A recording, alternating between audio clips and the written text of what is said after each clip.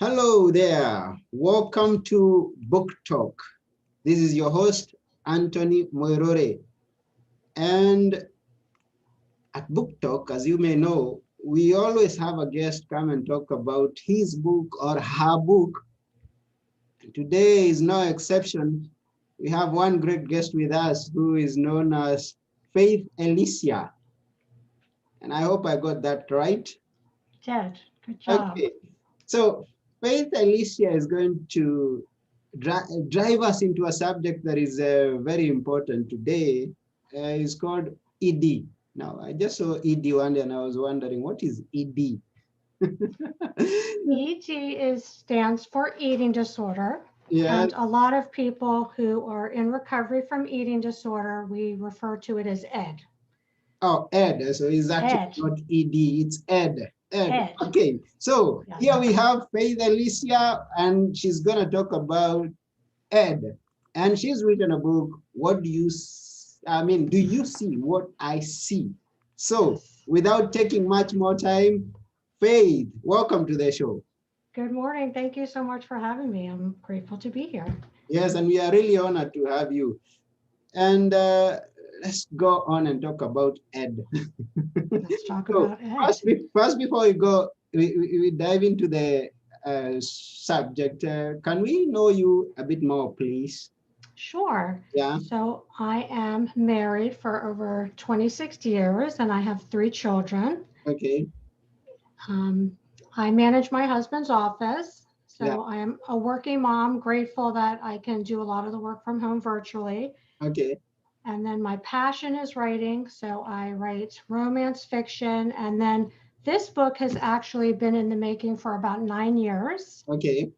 because after my third pregnancy, I had a lot of postpartum depression. I also suffer from an anxiety disorder. Mm-hmm. So I went to seek help after I had my third child. Yeah. And the anxiety kind of morphed into a focus on my body and weight Mm-hmm. to a point it became very unhealthy. Okay. So I would keep telling myself when I reached a certain number on the scale, because with eating disorders, the number becomes very concerning. Yeah. What I know today is it's you can't win either way with a number because Mm-hmm. if it's what the eating disorder likes, that strengthens the eating disorder. Mm-hmm. On the other hand, if it's too high, the eating disorder is going to get upset and start chatting in my head. If Mm-hmm. it's too low, then there's concern. So today I don't weigh myself. But what happened at that point is I was weighing myself multiple times a day. Yeah. So I went into treatment Mm-hmm. and I did a day program because my youngest was, still little. So I still had to get him from school and work and I just had to do what I could make work at the time, Mm-hmm. but I also had to heal myself because I didn't want to die. That's the bottom line. Yeah. And anorexia has one of the highest mortality rates of all eating disorders, and that was my disorder. Yeah. I'll say is my disorder. I don't believe I'm recovered. I believe I'm recovering one day at a time. Okay. So just for today, I do the best that I can and practice many of the skills I've learned. Yeah. And then I don't have to worry about tomorrow because I'm living in today.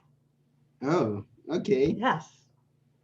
So eating disorder. Now, when I hear about eating disorder, what exactly is that? I mean, so that I get to understand it much more about it, eating disorder. Please tell us a Sure. bit more in Sure. detail, in layman's language. Okay. Yeah. Well, that's pretty much how I know it. Mm-hmm. Eating disorders, there's a variety. So my eating disorder is more restrictive, which means not getting sufficient nutrition. Mm-hmm. And in my case, I exercised a lot so that any calories I was taking in, I was burning off with exercise. Okay. So it's that fear of gaining weight. Mm-hmm. Then, there's also people who binge eat Mm-hmm. and they can't stop themselves once they're in a binge. Yeah.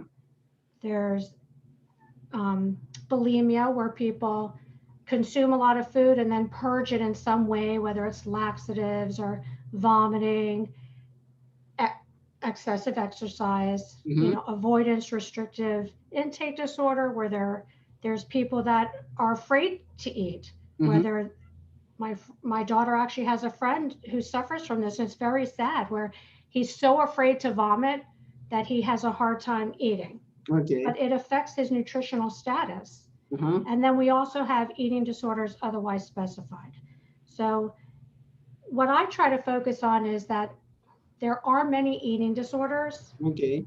but the key thing is that we have to go underneath, because the eating disorders is a symptom of the pain, shame, the feelings that are underneath. So Ah, we have to address that.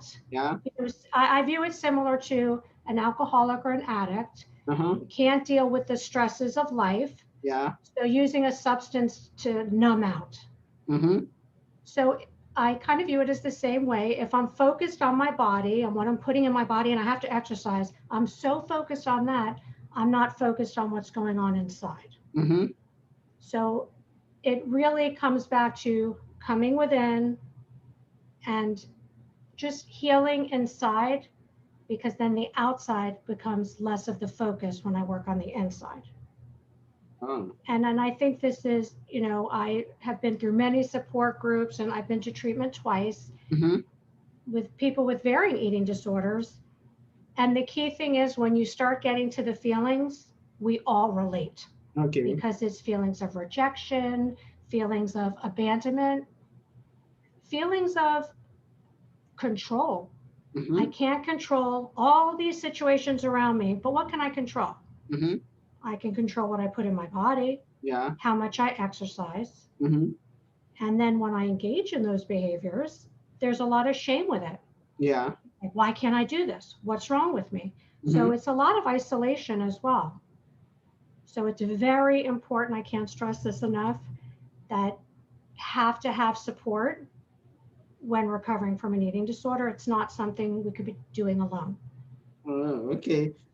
And thank you very much for letting us know exactly what that means, because initially when I heard about eating disorder, I thought it's just someone who is eating, and just not able to control himself. I mean, there's the word eating and then there is disorder, so eating. Exactly. But now you tell us it's kind of an imbalance in what you eat, whether it's low or high, and the feelings inside that may be a challenge to your livelihood. So it's kind of an imbalance. An eating disorder is an imbalance which can fall either way, either much or less. I, I think it's important to stress that no two eating disorders look alike. Mm-hmm. So the key thing to keep in mind is, for one person's anorexia might look totally different from mine. Okay. The key thing is it impairing your ability to function? Mm-hmm. Is it, is it causing issues? Is it affecting your health? Mm-hmm. There's a lot of people that look perfectly, nobody would ever know by looking at their outside that they have such a horrible disorder going on inside their mind. Mm-hmm. So it's really individualized. So that's why if somebody's listening to this interview, I don't want them to think, well, I don't have that, so that's not me. Mm-hmm. If it's impairing your thinking, if it's obsessive, it's just something to think about. Or maybe reach out for help. There's so many websites with questionnaires. Mm-hmm. On my website, faithalicia.com, I actually have tabs about all the different eating disorders with the DSM criteria. But again, it's, how is it affecting your life? Okay. When it's taking over your life, you know, it's not healthy. I could say an alcoholic could have 2 drinks a day and be an alcoholic, but Mm. it's the attitude, the impulsive and compulsiveness of it. So Okay. it's not how much, it's how it affects you. Oh, okay. So what you're trying to say is that I could be just a normal looking person with all my body in perfect condition. I mean, my blood pressure is okay, my sugar levels are okay. But then I have a problem because whatever I'm eating is affecting, or rather, I'm minding whatever I'm eating too much. It's affecting my emotions and my response to situations and my productivity at work. Although looking healthy, there are those things that are not in order. Yeah, and it's the obsessiveness about it. But the So obsessiveness. if Okay. someone doesn't have an eating disorder, and Mm-hmm. let's say we're going out to lunch, Mm-hmm. a person without an eating disorder, yay, we're going out to lunch with my friend. And Okay. you know what? That person might choose to eat healthy, but it's not impacting them. Okay.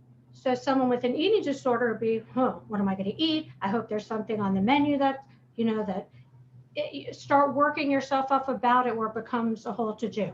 Mm-hmm. There's just so much fear and obsession behind it. Mm-hmm. And that is impairing. It affects your social relations. Mm-hmm.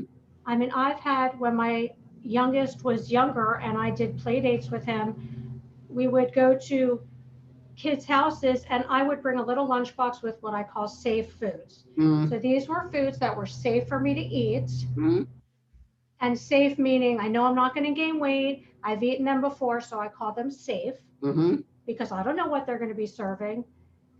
And I can't tell you how many play dates I went on with my little lunchbox.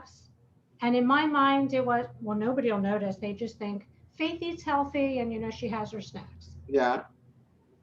But in my mind, it was the fear of, well, I don't know what they're having, so I can eat this. This is what I'm allowed to eat. It's Mm-hmm. very rigid and structured for anorexia, I can say. But in my mind, I have this question. Uh, because we have some people who watch whatever they eat because Mm-hmm. of maybe some healthy conditions.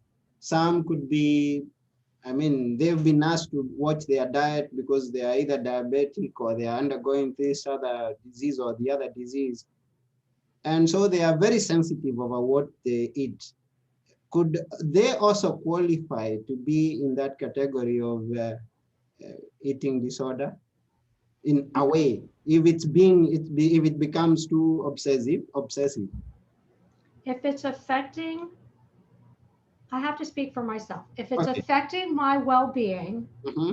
and it's affecting my functioning, then there's a problem. Okay. When it's interfering, when the thoughts, it's all I can think about. Mm-hmm. And then if I engage in a behavior, there's so much shame. So Yeah. if, I've heard, I'm in support groups where people have binge eating disorders. Mm-hmm. And when they binge, there's so much shame after because I couldn't stop myself. So, and it's a vicious cycle. So then it's like, well, now I feel bad. So Mm-hmm. then I'm going to engage in this behavior again. Mm-hmm. And I can tell you that when I went to treatment, all of my blood levels were fine. Okay. So, according to the physician on paperwork, everything, knock wood, was healthy. Mm-hmm. But emotionally, I was not healthy. Mm-hmm.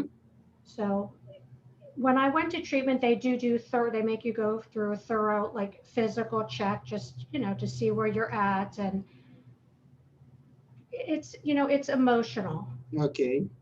Yes, it affects the physical long term Yeah. because if you're excessive weight, then yes, diabetes, it affects your heart. Yeah. And underweight as well leads to osteoporosis later, can Okay. also affect your heart. So it's not just what's going on now, but long-term consequences of this prolonged behavior. Yeah. Yeah. Yeah. Yeah. And It's scary. I get that because whatever I think about on a daily basis will eventually affect uh, what I say, which is could be somehow significant or insignificant, but eventually what I become, the things I do, and where I find myself, and what I eat, and I mean, it's gonna affect my whole life if it's continued on a daily basis, and if it's negative, that's very bad. So I get that. It's a And long. remember, if for someone like you, it's just like, okay, I want to eat healthy because, I want to have a long, healthy life. Mm-hmm. When you have an eating disorder, I call it like just a possessive, like a demon. It's awful. It's Mm-hmm. this mean voice that's just like yelling at you all the time. Mm-hmm. So part of the recovery process is learning to distinguish between my healthy, authentic voice, because I'm not my eating disorder. It's a Okay. part of me, Mm-hmm. just like my anxiety is a part of me. It doesn't make me up as a whole. I have, lots of parts of me. Mm-hmm. So it's learning to distinguish between the two, and with practice, paying more attention to my authentic self Yeah. instead of the eating disorder. Okay. And we get the picture very well when you say that each and everyone's eating disorder is going to be different, because we are in a different environment. We have different food that we are in reach of. We have some influencers that we are in contact with, so it's going to be different. But you mentioned about the commonality of the inlying emotions and things like that that affect. So what are the most common that, I mean, you may have mentioned one or two before, but what are the most common in all the people with the eating disorders? Again, it varies for different people. So Yeah. I could say trauma, some kind of Trauma. Yeah. childhood trauma. For me, it was a very, my father was an alcoholic. Yeah. He did seek recovery later on, but in early childhood, it was yelling and then quiet. Like Mhm. you never knew. So it was always fight or flight. Mhm. It was very unpredictable, Yeah. which I think created a lot of my anxiety, Mhm. because then unpredictability, it creates anxiety. Yeah. Yeah. Yeah. Yeah. For some people, that trauma might be sexual abuse, physical abuse, but trauma is different for everyone. And Mhm. I don't like to say one is worse than the other, because whatever one experiences is traumatic for them. That's real, that's valid. Mhm. And there's feelings that come with that. Yeah. You know, it's maybe fear of, so for instance, being anxious doing these interviews. Mhm. If I go deeper, because that's what my therapist has trained me to do. So if I go underneath, I could say, well, there's a fear of messing up. Yeah. There's a fear of not being accepted or getting negative reviews. It's all fear. Mhm. When if my internet goes down right now, it's out of my control. Mhm. So there's so much out of my control, and learning that I'm powerless over these things, Mhm. out of my control. Yeah. So it really comes from all of these things that can affect me, and how I act instead of react to them. Mhm. It's learning to act in a healthier way, Okay.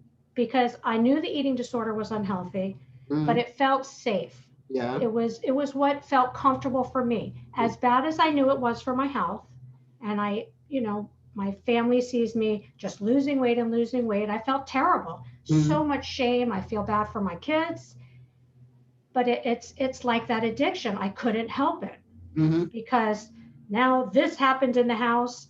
Well, this is safe. This is what I know. So I'm just going to hold on to this, because my eating disorder was my so called friend at the time, Okay. even though it's not. It's the enemy.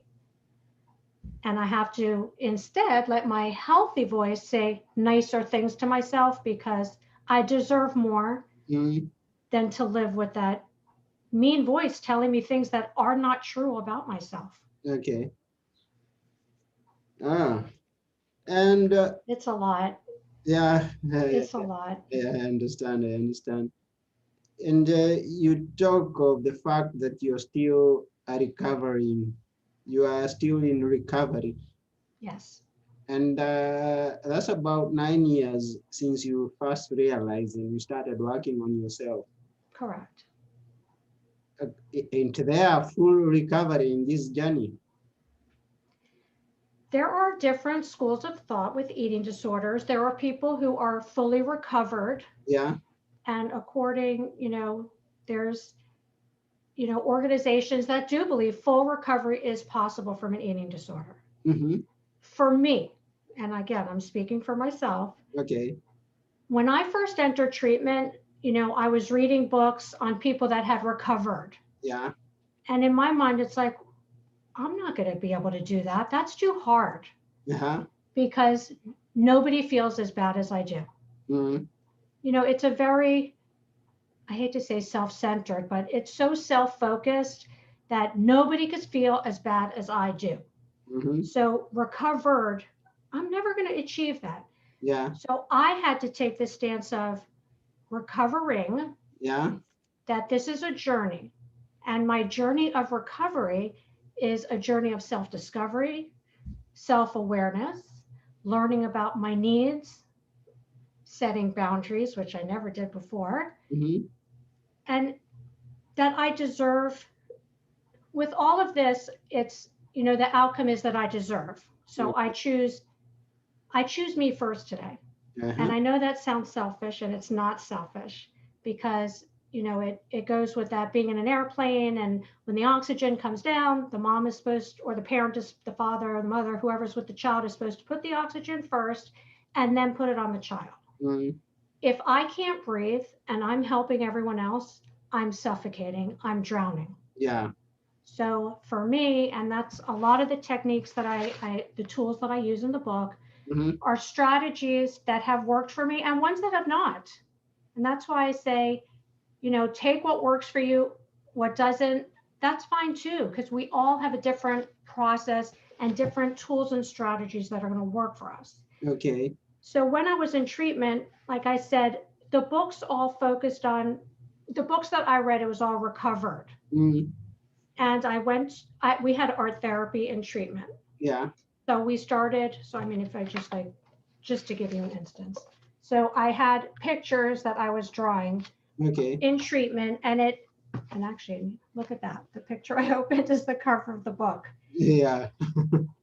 And what this is, you know, I looked like this, but in the mirror, I thought I looked like that, Okay. because I didn't see myself as I was. Mm-hmm. It was distorted.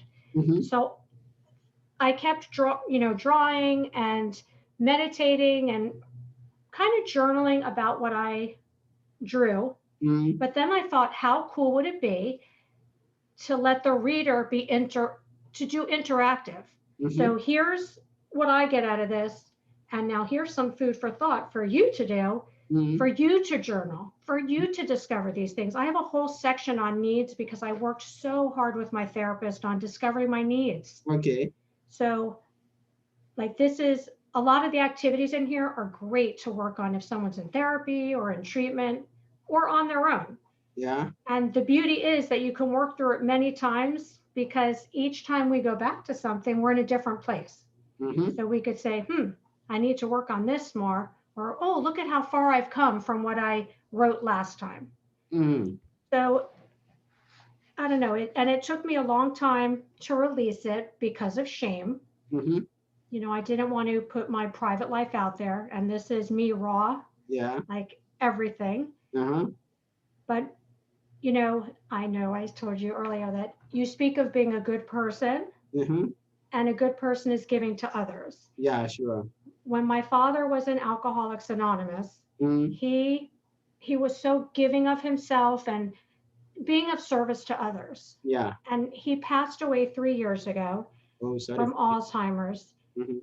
And I think that's what inspired it. It's like, okay, Dad, you were of service to others, and I need to continue that for him. Okay. And putting my story out there is not to put blame on my family, because my parents did the best they could with the tools, you know, that they had from their parents. Mm-hmm. But it's a discovery of, I came to complete love and acceptance for my father, where there were times in my childhood I wouldn't even speak to him. I was so petrified of him. Mm-hmm. So before he passed, I had complete love and just unconditional acceptance and love for him. Yeah. And that was a lot of work and a lot of healing. Mm-hmm. So for me, it's the journey, Okay. because I continue to grow, and there's not a finish line. For me, recovered is, I've crossed the finish line. Okay, I'm better. Mm. No, I can keep growing and healing day after day after day. Yeah. But what I want to imagine, or what that we've got from your story, is that even though there may be not full recovery for everyone, because everyone's story is different, Mhm. what there is and what you want to present to us, even through this book, is that there can always be some measurable improvements towards your, I mean, as you proceed with your journey. I avoided using the word destination because you kind of put to us that your journey is continual. Well, I mean, that's my belief is I'm on a journey of Yeah, self-discovery, and that's, I don't know if it's my age. It's just, I'm on a journey of self-discovery, and I'm loving it.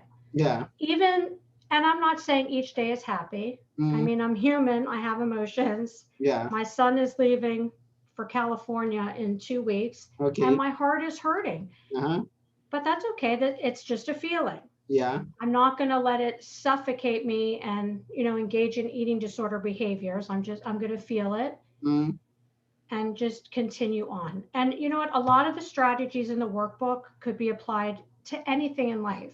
okay, I speak a lot about mindfulness. mm-hmm, I took the 8-week mindfulness class, which really taught me to be in the moment. mm-hmm, Because for someone with anxiety, my mind is on a Ferris wheel. Actually, it's not a Ferris wheel.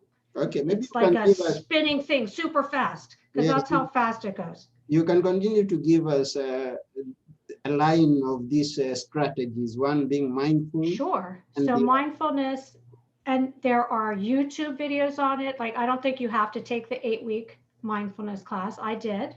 okay, And but there are YouTube videos. There's so much on it online, books, and it's not easy, mm-hmm, but with practice, like anything else, it becomes a habit. Just like the eating disorder just didn't be like, okay, I have an eating disorder. It was a behavior, reinforced, reinforced, reinforced. So yes, now I'm using a new behavior of mindfulness, reinforce, reinforce, so that that becomes the focus instead of using a healthier coping mechanism. okay. And when you talk about mindfulness, what exactly do you mean for someone who is a layman? Sure. So mindfulness means being fully present in the moment. Okay, So for right now, I feel the air blowing on me.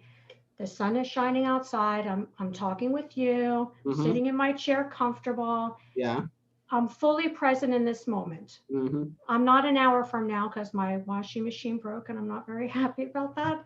So I have to go to a laundromat. but So, don't eat much. but I'm putting that off because I'll Okay, deal with that when okay, it's time. But okay, right now, this is what we're doing, and I'm fully present and engaged with you right now, yeah, not allowing my mind to go. And this mm-hmm, takes practice. So I do a lot of meditation. So that's the second one, mm-hmm, meditating. And again, there's so many beautiful meditation, whether for me, I need guided mm-hmm, because, like I told you, my mind likes to race. So just sitting quiet for me, then my mind just goes where it wants to. okay, So when I use guided meditation, I'm focused on the person's voice. okay, Power Thoughts Meditation Club, I'm going to promote that YouTube channel. He does affirmations. I listen to them every single day. okay, It's just a wonderful, so that's an example of one I listen to. yeah, So it's like 15 minutes, and it's just in the morning, it's filling my mind with positive because my natural instinct is to wake up and, oh no, I got to do this, I got to do that. No, we're going to start the day with some meditation, mm-hmm, kind of centering and balancing myself, mm-hmm, listening to meditation so that now I'm ready to deal with life okay, in a mode of acting and not reacting. mm-hmm, If that makes sense. yeah, it does, it does, Okay. it does, And also self-care. yeah, Self-care is like number one essential for recovery. okay, And self-care means taking care of myself, mm-hmm, my needs, mm-hmm, which, as I said earlier, like when I first started this process, my therapist was like, well, what are your needs? Huh? I don't know. mm-hmm, I have no idea. Honestly, I have no idea. yeah, So that's why I do devote a big piece of the book to needs because I think a lot of us don't know what our needs are. You yeah, know, I speak of love languages, like, so I'm an acts of service person. I love to do for others. yeah, So to do for my kids and my husband. And My husband is like an acts of touch. He likes hugging and holding hands. So our love languages are different. So, Mm, it's learning what our needs are. So one of my needs is an act of service. okay. I appreciate when others do things for me, but I can't expect it. Mm-hmm. So expectations, that's another one, Yeah. because I I cannot expect I can't have expectations of others because I'm powerless over them. Mm, So I belong to a 12-step fellowship called Codependency Anonymous. okay. And similar to the 12 steps of Alcoholics Anonymous and Narcotics Anonymous, I work the 12 steps, but it's more about being powerless over people, Mhm. places, and situations. Okay. Because for me, so much of my control was trying to control people, Mm-hmm. places, and situations. Mm-hmm. I can't control what you're doing right now. Yeah. You're your own person. Yeah, sure. So I have to learn that you are you, I am I. All I can control is, if you say something very not nice to me, Mm-hmm. the only thing I can control is my response to you and how I'm going to respond. Mm-hmm. And not taking it personally. The book Four Agreements, I recommend. It's a wonderful book. Okay. I was taught to read it in treatment, and then I'm in a readers group with some wonderful women, and we just read it again. So I'm really trying to focus on, and it's not taking things personally. Okay. That a lot of times, if someone is attacking you, it's really about them. Yeah. It's not Maybe about. something about me is triggering something in them, or maybe they're having a bad day. So I have to not take it personally. Okay. And I'm a very sensitive person. So, like, if someone's upset with me, I don't like confrontation. I get hurt. Mm-hmm. So I'm learning to say, okay, this is not about me. Unless I do something that's wrong, then I have to take responsibility for my behavior. Yeah, yeah, yeah. Exactly. You know, And I guess everything, even like the others we've talked about, it takes practice. I mean, it's not something that you wake up today and you say, I'm going to be responding. Uh, I mean, understanding that the people are reacting out of their own conditions. It takes time because tomorrow I'm going to be angered and respond in a funny way, an angered way. And then after is when I will remember, oh, it was not about me because some situations get us unexpectedly, I guess. we're human. Yeah, we are And human. I think the beauty of recovery as well is we're human. Mm, We're going to make mistakes. hmm. And you know what? It's okay.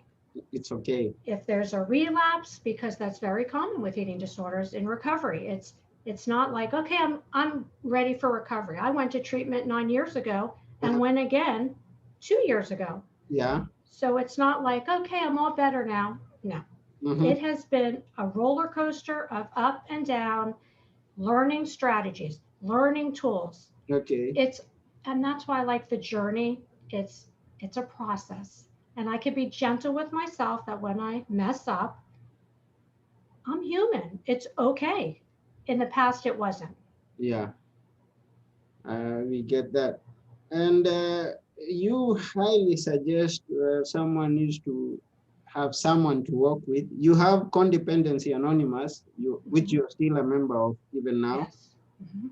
And apart from being in Codependency Anonymous, I believe that someone also could have a coach or someone to work with, someone to catch his hand as they walk through the journey.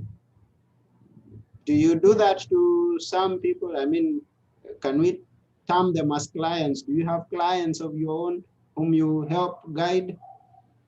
I'm not a therapist. Okay, So if I'm an act of service helping, it's more just my experience that maybe you can relate and it would help you. okay.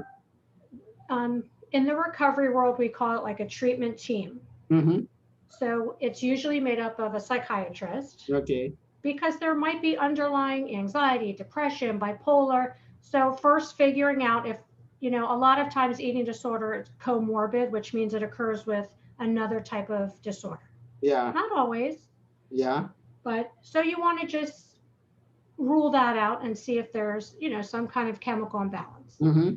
a therapist, Yeah. because to dig deeper, we have to do that hard work. Yeah. And I believe, it needs to be with a professional. Okay. And then a dietitian, Okay. which a lot in the eating disorder world, that's like, no, no dietitian. Yeah. But it's important just, to learn how to eat healthier, and to, like, for me, broaden my safe foods, because food isn't safe or not safe. Food is food. Yeah. It's how I look at food. Mm. So just changing my beliefs about that. And I don't see the dietitian as much as I used to. Okay. But if I find that I'm struggling more, Yeah. then I'll increase the sessions and see her more. Mm-hmm. The therapist I see weekly, Okay. because we just do such great work. And I just think it's important that if there is past trauma, a professional helps us just to work through that, because some things need a little more help than we can get with a friend. Mm. But I understand that some people, cannot afford that, or if they don't have insurance and don't have that luxury. There are many support groups online. I go to one, um, ANAD, ANAD. It's anorexia nervosa. I don't even know what it stands for. I'm sorry, that's horrible. It's Okay. on my No website. problem. Yeah. But they have free support groups Yeah. every day of the week for teenagers, older adults. So there is support. The Alliance for Eating Disorder Awareness. When Okay. I first got out of treatment, I used to go to support groups free, and they offer virtual. Okay. With the whole COVID thing, so much we could do now is virtual. Yeah. Yeah. Yeah. There's 12-step programs. Mm-hmm. So there is free support, but I encourage anyone, again, to seek support, because you can't do it alone. Okay. You cannot do it alone. The eating disorder is too big and manipulative. You just need outside help to help guide. And then it's making the decision to go inside where the pain is. And it's not fun. Ah, It's not fun. okay. But I can say it's worth it, It's worth it. because I'm on the other side of it and still working through it. But Ah, it's worth it. so thank you very much for Mhm. letting us know that. And now the book, do you see what I see, and what we have discussed about Ed, and whom would you recommend to read this book that you've written? Whom exactly would you like to read this book? Anybody that thinks they might have a problem with food, Mm-hmm. so a disordered relationship, I'll Okay. put it that way. Yeah. For me, with a severe anxiety disorder, I think the tools and strategy, I believe the tools and strategies can work for anyone, Mm-hmm. because mindfulness, self-compassion, Yeah. meditation, Yeah. journaling, these are things that help everyone. Yeah. Yeah. And self-care, part of the self-discovery is learning what we like and don't like. Mm-hmm. I never, everything was my kids. I got to take care of the kids. I have work. There's no time for me. Mm-hmm.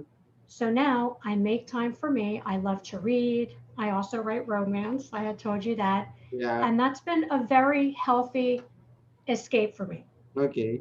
So if unhealthy compulsions come up, I can sit and work on my romance, and it just takes me to a happy place. Yeah. And teaching, it's just life strategies. And I think they can be applicable to anyone. It's just life skills that I've used.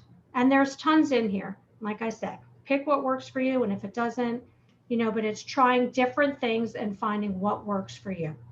Ah, okay.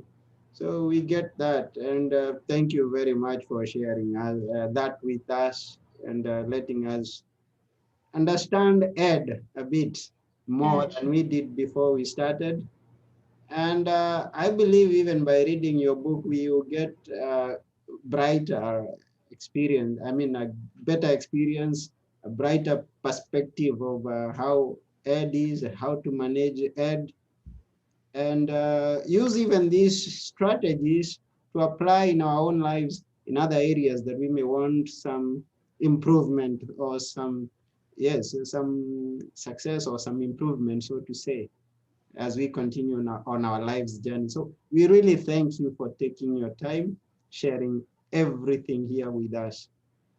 If I can add one little giveaway Yeah, strategy that anybody can use, and okay, this is a great one, yeah, is, when feeling down or, if you have an eating disorder, feeling that urge, gratitude. No gratitude. matter what is happening, my belief is it can always be worse. Ah, No matter what is happening, my yeah, kids, it's the worst thing in the world. Really? Let's put it in perspective a little. It can okay, always be worse. Let's look at what we're grateful for. I'm grateful that I can sit here and meet with you, yeah, that I have a roof over my head, I have mhm, food in the fridge. The smallest things that we take for granted, to start focusing that they're blessings. The ah, positives are blessings. So that's my little tidbit for everyone. Just take a moment, take a deep breath, and what am I grateful for right now? mm. And thank you very much, because many of the times we are always complaining. We are complaining about the government, about our spouses, about my children, they are doing this, about my friends who have let me down, about the haters on the internet. And there are many, and they will hate Many. you for no reason. And Yeah. remembering that it's not about we, it's about them. We should be grateful. Thank you, Lord, for even this insight. For every little thing that we can find in our life, we be appreciative and be grateful for. So I yes, agree with you. yeah, And you know what? I don't even look at that stuff now mhm, because I'd rather fill my life with positive. So I search out funny videos. I just things that make me happy. There's so ah, much unhappiness out there. I'd rather be a part of the solution than the problem. oh yeah, sure, sure, I just, and I'm sensitive. I don't want that. yeah, I'd rather focus on the healthy people that are trying to work on themselves, because it's a we. It's not an I process. It's a we process. yeah, yeah. It's we. It's we. Oh, sure, and that's why we have you here. That's why we are here. It's we. I can't do it That's, alone either. So it's that's why we. we are here. So Yes. let's all be grateful to that. Even you viewers, it's because of you, not a single individual, but a collective you, that we are here. And Yes. thank you very much. We are really grateful. Me, Anthony, your host, and my guest, Alicia. We are, Hey, uh, I'm grateful too. we are very grateful, and we wish you a great time. The question is, do you see what I see? Go and read that book. Thank you Bye so for now. much. Yeah. Bye. Thank you.